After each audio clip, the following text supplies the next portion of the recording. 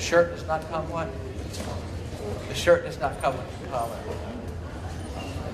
This is the very Johnny from Johnny's Walkers standing in front of us. And he needs your support. What did you raise last year? Last year, they raised John Logan's team raised over $13,000 for AIDS treatment and AIDS research. This year, we want to break that record. So get online.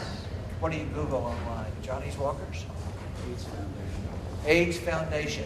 And you can AIDS Walk, and you can make a contribution to help the AIDS Foundation and be a Johnny's Walker. You get one free if you sign up. Otherwise you can go outside and buy one. Here's the chief salesman.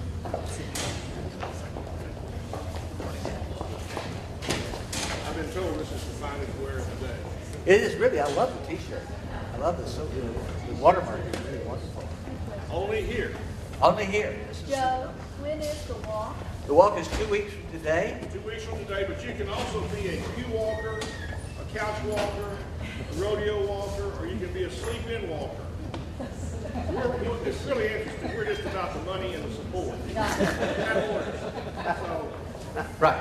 Oh, we're also about the walkers. the Johnny's walkers. The rest of us are just about the money. Jimmy's walkers next time. It's a bar.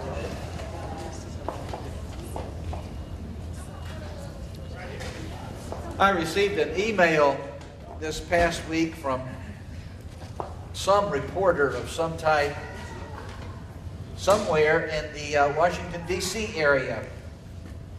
He identified himself and who he wrote for. I don't remember all of that. The email was asking me about tattoos. I don't think he was singling me out for any particular kind of area of expertise or any particular reason, but I think rather he was blanketing as many Christian churches, Christian clergy in the Houston area whose contact information he had access to for some reason or another. I didn't see it, but apparently there was an article in the Chronicle, a recent issue of the Houston Chronicle, about an emergent church in the Montrose area.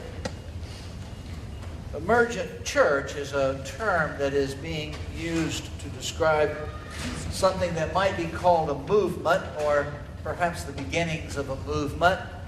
That might even be an overstatement.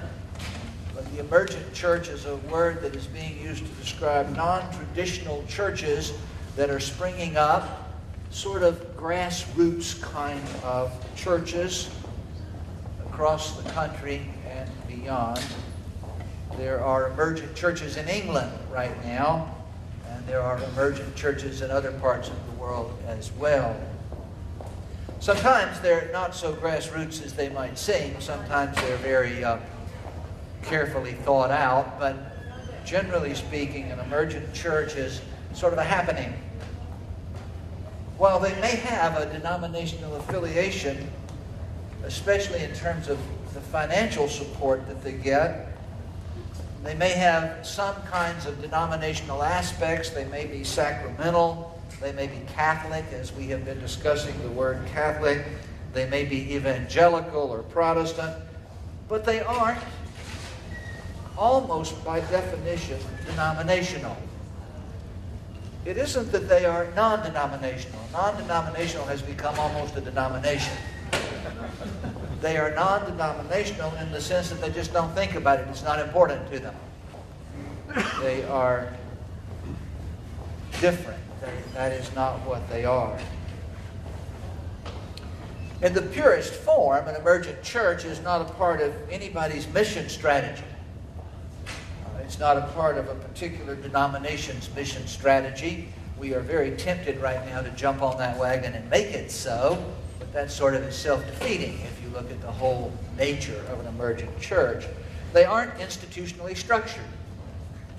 They emerge from the spiritual needs, the spiritual desires of people. They emerge because of the response of people, often, at least in theory, people who are unchurched, people who are not religious but spiritual. They are people's response to nonconformist worship that gets offered. And there's a tension, obviously, between the spontaneity of an emergent church and the planning that is required to bring any organization into being, and especially to sustain it. Anyway, they tend to be non-traditional, and they tend to attract people who are not connected to the institutional church, even those who may have a conscious rejection, have made a conscious decision to reject the institutional church.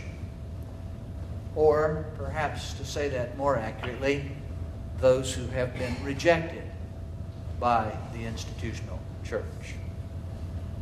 Music is often an important part of an emergent church, and it tends to be modern music. It tends to be not what you and I would call churchy music. Openness and acceptance of different kinds of people is an essential element of an emergent church. Anyway, it seems that there is an emergent church in the Montrose area where the pastor or the priest or whatever they call the person who convenes the worship of this group of people has called on the members to get tattoos representing the Stations of the Cross as a part of their Lenten observance. Tattoos representing Stations of the Cross. Now, if you aren't familiar, let me take just a moment and fill you in on what Stations of the Cross are. The Stations of the Cross are a series of events, most of which are biblical events, that happened to Jesus from the point of being condemned by Pilate to be crucified all the way to the crucifixion on Calvary. The first station is called Jesus is Condemned by Pilate. And along the way there are stations like Jesus Falls, or Simon of Cyrene takes Jesus' cross. All of these events that happen along the journey from condemnation to crucifixion. In Jerusalem, those stations are marked in the Old City. Those stations are marked where tradition holds that they actually occurred, where they took place. And for centuries, back into the blur of history, pilgrims have been visiting Jerusalem and walking that walk. They walk the walk that Jesus walked, and they stop at each station to pray, to sometimes sing, remember, and to meditate on the act of God's atoning sacrifice. It's known as the Via Dolorosa. You've heard of this. The Via Dolorosa, or the way of grief, or the way of suffering. Now, because few Christians can make a pilgrimage to Jerusalem, at least not on a very regular kind of basis, over the century, various artistic expressions of the Stations of the Cross have been created in many places so that the walk can be made somewhere other than Jerusalem. We have Stations of the Cross in the cathedral. They were painted by the artist Earl Staley. They are original, and they are in the cathedral only during Lent. And every Friday during Lent, we have a bilingual service of the Stations of the Cross, where we move from station to station to pray, sing, and to hear the story told again. Now, this emergent church in Montrose, its leader anyway, called on members to get tattoos of the stations so that during Lent they could do a living Stations of the Cross. There would be a person, a body, bearing the image of the event. And these bodies, literally bodies, would be stationed, if you'll pardon the pun, in intervals, and so people could move from one station to the next and observe this Via Dolorosa. Now, the article in the Chronicle says that they, whoever they is, it's hard to know who they is when you're talking about an emergent church, but they had hoped to have 10 volunteers so that they could get 10 stations of the cross. The number of stations varies, by the way, between 9 and 14. We have 10 in the cathedral. That's really an accident of architecture more than anything else. There were 10 convenient places to hang them. And so we have 10 stations. They had hoped for 10 volunteers, and 200 people responded. 200 people got tattoos of Stations of the Cross. It was obviously something that spoke to them. It was obviously something that touched a chord. So this reporter was doing a follow-up article, wanted a response to 3 questions. What do you think of tattoos? 2, do you have such a program at your church? 3, if you do not have a program, such a program at your church, would you consider starting one? Now, obviously, the answers to the last 2 questions were pretty easy. We are not an emergent church. No, we do not have a program of people getting stations tattooed, and no, I have no intention of starting one.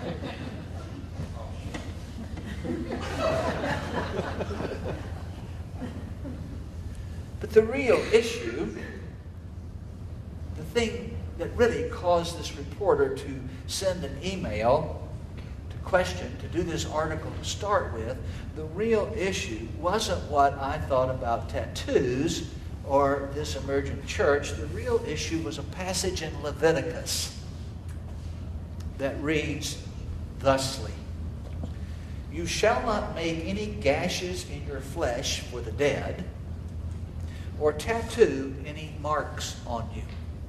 I am the Lord." His real question wasn't so much, did I approve of this program, as it was, did I think God approved? Because there is an argument going on, and as you know, the press likes arguments. And there are people who make a big deal about it. I didn't spend a lot of time on it, but I got online for 5 or 10 minutes, and I found that there are people, pastors, who say that it is clearly outside the boundary of acceptable behavior. One person argued that someone who has a tattoo could become Christian, but that a Christian would not get a tattoo. You can get forgiven, I guess, for having a tattoo, but once you are in the fold, you would not get a tattoo. It makes me tired, and it makes me a little more than a little bit depressed. How are we to take the Bible seriously if that is what we do with it? I don't want a tattoo. Not really. Sometimes I fantasize about getting a tattoo, but I don't really want a tattoo. But I don't believe God cares a whole lot whether I have a tattoo or not. It's interesting, but that section, same section of Leviticus, reads about 4 verses later, it reads like this: "When an alien resides with you in your land, you shall not oppress the alien. The alien who resides with you shall be to you as a citizen among you. You shall love the alien as yourself, for you were aliens in Egypt." I don't hear that verse quoted by many evangelicals today. I expect that they would say, well, you have to interpret that. It all depends on what you mean by alien. And they didn't really have the same problem in that day that we have in this day. And so you really can't apply that verse to illegal aliens from immigrants from Mexico. You have to interpret it.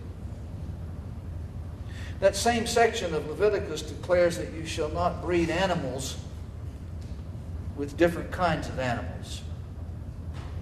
Surely we would have to establish what kind means, wouldn't we? I mean, is it okay to cross a golden retriever with a poodle and make a golden doodle? How about breeding a male donkey and a female horse and getting a mule? Are mules outside the bounds of acceptable behavior? The same section rules out planting different seeds in the same field or wearing clothes made with different fabrics. It rules out rounding off your haircut or rounding off the edges of your beard. I don't hear those things quoted a great deal. Could it be, do you think, that some people just don't like people who have tattoos? Or that they are afraid of people who have tattoos? Could it be that we have missed the point? That we have assumed that there is a point when there is really no point that exists? Could it be that Leviticus is about something else altogether? Could it be that we use the Bible as an instrument of division, as an instrument of judgment, rather than the good news of God's love in creation and redemption? By the way, I told him the answer to his first question was that I thought it was rather wonderful. The 200 people had found something in the Christian gospel, an expression of that gospel that were related to the places where they lived their lives and that touched them in such a profound kind of way. The Anglican Church is a Bible-based church. The Anglican Church is a Bible-based church. The Episcopal Church is a biblical church. We have been talking for a couple of weeks about Richard Hooker. If you don't remember all of that, go back and watch YouTube and you can pick up about stuff you need to know about Richard Hooker. But Richard Hooker, some people attribute as being the founding theologian, which is really an overstatement, but the founding theologian of the Anglican Church. Hooker believed in the infallibility of Scripture. The Anglican Church believes that the Bible is the foundation of faith, that the Bible is the test of whatever concepts and images we might have of God. The Episcopal Church believes that the Bible is authoritative. You know the Bible more than you think you know the Bible. The great majority of the prayer book comes out of the Bible directly. On the night in which he was betrayed, he took bread, and when he had given thanks, he broke it and gave it to his disciples, said, "Take, eat, this is my body." That's not prayer book. That happens to be in the prayer book, but it's Scripture. It comes out of the Bible. We are a lectionary church. That is, there are passages of Scripture appointed for each Sunday of the year, as well as for a host of other days, holy days, saints' days, days of remembrance. There is a lesson from the Old Testament, a psalm, a lesson from the second half of the New Testament, quite frequently one of Paul's letters, an epistle. And there is a reading from one of the four Gospels, Matthew, Mark, Luke, and John, every Sunday. And while there are exceptions, usually the sermon, whatever the quality of the sermon might be, whether it's good, bad, or in the middle is usually where we wind up on most things. Regardless of that, the sermon is almost always, not always, but almost always an exposition of one or more of the readings appointed for that particular day. We don't have the freedom to pick and choose what passage we want to deal with. We don't have the ability to duck difficult passages of Scripture and preach on the ones we like. I think I told you this story a long time ago. I was the coordinator for a conference once where Scott Peck was the keynoter. And I had a staff of about 25 people, and Scott Peck and I got to be friends through these conferences. But this was the first time I had really met Scott Peck, and I was doing a training of the staff that was a day-long training. We came in a day early, and we trained for 24 hours, and then the people started coming in the next day. I had no idea that he was coming for the training, but we're right in the middle of the very opening session. He comes in, and I am scared to death, and he sits down, and he says, "Just all right, go ahead, continue." Well, I had really worked hard at planning this whole thing, and it was really, really well done, if I do say so myself. But we concluded with a Eucharist for just the staff. There were about 25 of us. And we concluded with this Eucharist, and I had just a really good homily I was going to give at this Eucharist. And I had gotten, did the things you're supposed to do. I got people involved. I got non-ordained people and ordained people, and I had people reading the lessons, and I had people doing the prayers, and this was all really carefully thought out. And I never took the trouble of reading the lessons. I read the gospel lesson because I was going to speak on the gospel lesson, but I never took time to read the epistle. And I asked this woman, who was the president of the Community Foundation for Community Development that Scott Peck had founded, a woman who was a very modern, feminist, you might call her. I like her very much, to ask her to read this lesson. So everything is going along fine, and I'm feeling really good about what we've accomplished. And she stands up to read the epistle, and she begins, "Wives, be subject to your husbands." I said, how could I have missed this? Because then I could not stand up. I sort of had to do it on the run, because I could not stand up and just ignore that elephant that was sitting in the middle of the room. We do not have the ability to duck the parts of Scripture that we find uncomfortable. It is all set before us. If you come to church every Sunday for 3 years, you get a badge. You get a medal. But if you come to church every Sunday for 3 years to the 11 o'clock service, you will hear essentially the entire Bible read.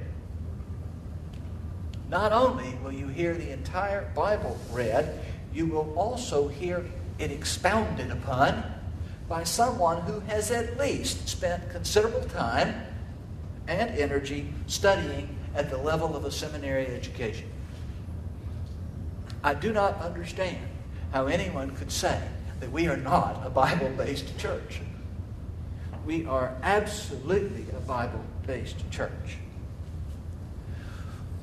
What we don't do, most of us, there are exceptions to this, but what we don't do in the Episcopal Church is to approach the Bible as a rule book filled with the details of how to live our life, such as whether or not it is sinful to have a tattoo. We don't tend to quote chapter and verse. We don't tend to promote memorization of Scripture. We don't use a kind of evangelical language that is thought of as being Bible-based. We don't use the code.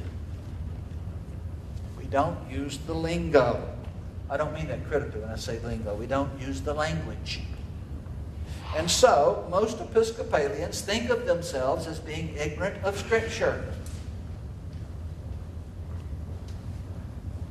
They think that they don't know any Bible. The real downside of that is that many Episcopalians are intimidated by the Bible. They are afraid of it. They are afraid that they will seem stupid if they were to get in a Bible study because they don't know Bible. I have people, I've been teaching Bible for 38 years. I have people who come to Bible study sometimes and tell me the reason they came to the Bible study was that they want to be able to argue with their fundamentalist friends. Abandon that hope. Turn back. It isn't going to happen. It is not an argument you want to have. You do not want to engage the pastor who wrote the article that said Christians don't get tattoos. You're not going to win. You're not going to convince anybody. It is simply animosity producing. It just creates bad stuff physically. Abandon hope. Don't go there. Study the Bible. Because of that, for many Episcopalians, the Bible just doesn't seem relevant. We don't really believe that emergent Christians in Montrose are putting their immortal souls in danger by getting tattoos. We don't believe it. The whole thing seems silly. There is much in the Bible that affects the places where we live our lives. But a lot of that stuff gets avoided by the so-called Bible-based churches. Jesus had almost nothing to say about sex. Jesus had a whole lot to say about money. What I hear the church proclaiming has a lot to do with sex and nothing to do with money, lest we offend someone, anyone. There is much in the Bible about the places that really impact where we live our lives. And much of that is avoided because it is radically liberal in a culture that is predominantly conservative in a political sense. Jesus was a revolutionary. Jesus was about overturning the politics of his day. Jesus was about proclaiming a kingdom that undercut the very fabric of the social order of that world. Jesus was a radical. Jesus was not intent on talking about heaven as a sweet by and by where if you just bear up and be good and don't get tattoos, you'll be happy in the afterlife. Jesus was about turning tables over, casting money changers out, and undoing a system of oppression and a system that rested upon poverty. Jesus was a radical. We avoid that reality in the Bible because it is radically liberal in a culture that is essentially conservative politically. And the real casualty in this is the Bible itself, because it becomes trivialized. It is seen by many of us as an instrument of judgment, and silly judgment at that. And all of that is too bad. It is really too bad. The Bible is a story. It is the story of God's relationship with God's people. It is a love story. It is a story of sacrifice and redemption. It's a story of incredible hope, of deep significance for life. It is a story of purpose and meaning in the lives that we live.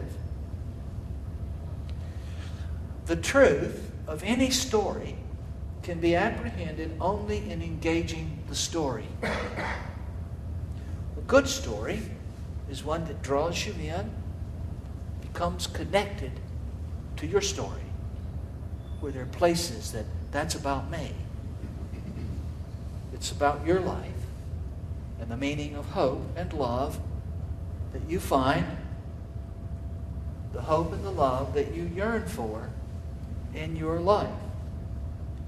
If you are a reader, if you read, my hunch is you probably don't read so much wondering what the sentence you're reading means. You probably don't analyze each word and say, I wonder what kind means in this sentence. You probably don't read each sentence with a critical mind, questioning whether this really happened or not. I wonder if that's true. I wonder if it really happened. And you don't read each paragraph or each chapter looking for the moral lesson that is to be learned, the moral lesson that is to be taken away. Unless you're reading Aesop's Fables. You might do that if you're reading Aesop's Fables. What you do when you read is you just enter the story, don't you? Isn't that what you do? If it's a good story, you become enveloped in it. It may touch you in deep places. It may touch you in profound ways. And you may find yourself thinking about it for days after you've read it. Not so much trying to figure it out, but simply connecting to it, having it inside you. And sometimes, every once in a while, it may even heal some wound, some broken place. It may be redemptive. The Bible is a story. It is God's story. It is the story of a lifetime. It is the story of my lifetime. And there are literally hundreds of stories in the Bible. Probably thousands, actually, of stories in the Bible. But for the story to have any real power in our lives, it has to be engaged. It has to be appropriated. It has to become my story. Now, Richard Hooker believed that the Bible was foundational for the Anglican Church. But he believed it was the Bible as understood by the church, collectively, not just as individuals, using all the gifts that God has given to us. The Bible has to be understood. The Bible is interpreted even by those who say they don't interpret Scripture. You can't read words and not interpret them. The plain reading of Scripture is plain through the eyes and the mind of the one who does the reading. Words don't have reality in and of themselves. Words have reality only in what they point to, what they express. Whatever the words mean, they are interpreted by the way we read them. They are meaningful only in the way in which they are understood. Hooker said, now, he wrote in the very, very end of the 16th century, died in 1600, so this is old language. But Hooker said, the several books of Scripture, having each some several occasion and particular purpose which caused them to be written, the contents thereof are according to the exigence of that special end whereunto they are intended. A different place, he said a similar thing. Words must be taken according to the matter whereof they are uttered. Put that in modern language, you can't take Scripture out of context. You can't take it out of the context in which it was written. And you have to engage your mind to understand what the Bible means. The purpose of the Bible is not to teach. The purpose of the Bible is to draw us into the story. into the story of redemption. You have to enter into it. That is not new thinking of liberals in the last 20 years who want to reinvent Scripture and want to do away with the hard parts of Scripture, especially those 6 passages of Scripture that are read as being negative about homosexuality. It has been the Anglican understanding of Scripture since the beginning, the very basis of the Anglican Church. That is not our way of wishy-washy way, our ambiguous way of doing away with Scripture. In fact, it is the opposite. It is our Anglican attempt to make Scripture foundational, to make Scripture the cornerstone of the Christian church, to make it serious. Now, one of the things that this means is that the Bible is not a simple book. The Bible is not a simplistic book. It can certainly be used devotionally. I recommend it. I recommend praying Scripture. I recommend meditating with Scripture. But to encounter the deeper places in the story requires energy and effort. That means that the Bible needs to be read more, not less. It needs to be studied, not just quoted. Now, I'm going to stop because we're about out of time, but next week I want to give you a couple of examples of why I say that as strongly as I do, and then we will move on to the next hallmark of Anglicanism. But if you don't learn anything else, remember when your friends say, I go to a Bible-based church. Usually when they say that, they mean I don't go to something like the Episcopal Church. But when they say, I go to a Bible-based church, say, oh, really? What Episcopal church do you go to? Thank you.